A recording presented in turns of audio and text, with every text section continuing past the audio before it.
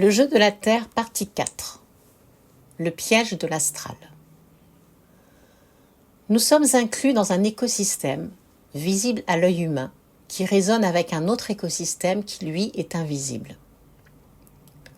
Ces deux systèmes ont un environnement dans lequel prédateurs et proies, conscientes ou inconscientes, se côtoient. En effet, puisque la conscience de l'humain est astrale, l'humain est soumis aux règles régissant ce plan.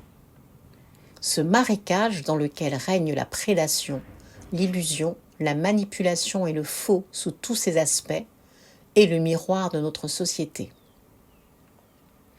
Dans le visible, nous pensons contrôler le règne animal, végétal et minéral.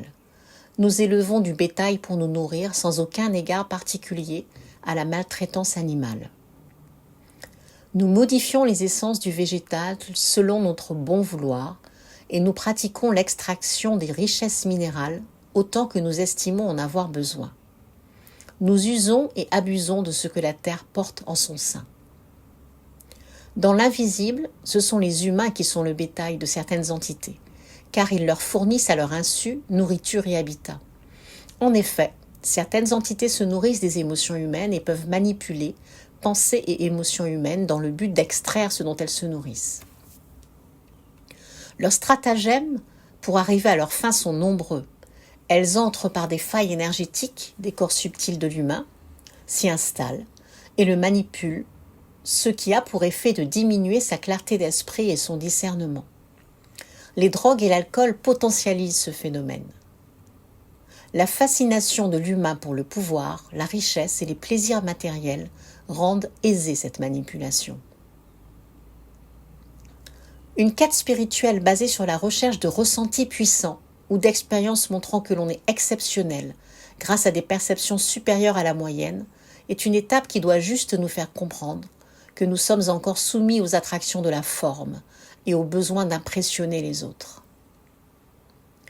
C'est l'humilité, la simplicité, la patience, la paix profonde, l'ouverture sans attente particulière à ce qui est proposé de vivre, qui sont les marqueurs d'un déploiement spirituel progressif mais profond.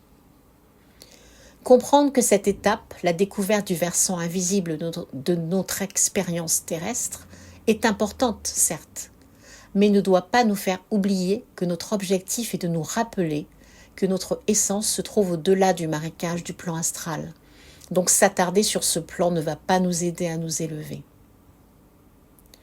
Trier nos pensées, exprimer et réguler nos émotions, diminuer toutes les tensions liées à l'attente d'un résultat, être en paix avec soi, avec les autres, avec la vie, sont les principaux ingrédients d'un retour vers l'unité au sein même de la matière.